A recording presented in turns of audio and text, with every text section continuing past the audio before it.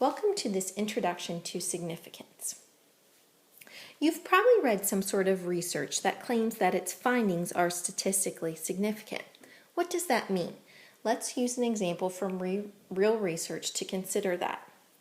Research has shown that in elementary classrooms headed by a female teacher, if the female teacher has low confidence in math and believes that she is not good in math, then the female students in her class will perform statistically significantly lower on math achievement tests than will the male students in her class.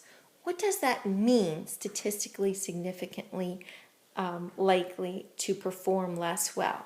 That means that there's a probability of less than 5 that these findings are due to chance. In other words, there's less than 5% chance that these findings are due to chance as opposed to having to do with something fundamentally going on in the classroom.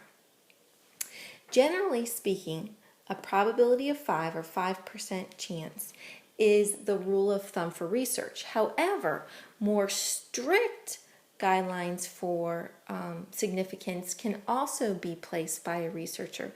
This, for example, P meaning probability, less than 0.01 means that there's a probability of 1, that's 1 out of 100, that the findings are due to chance. So there's less than a 1% chance that the findings are due to fate or chance as opposed to something fundamentally going on that's been picked up by the research.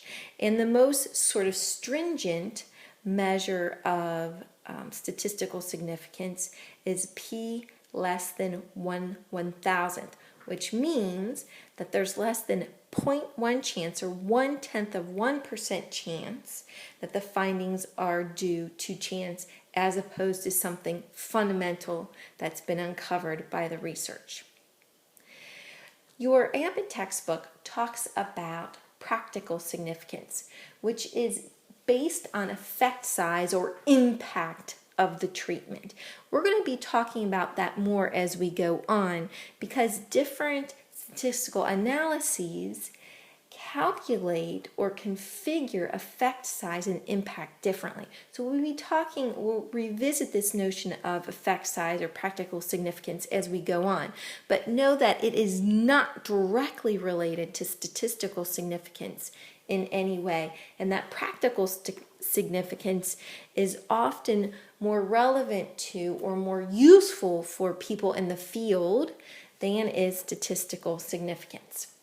Thank you, and please let me know if you have questions.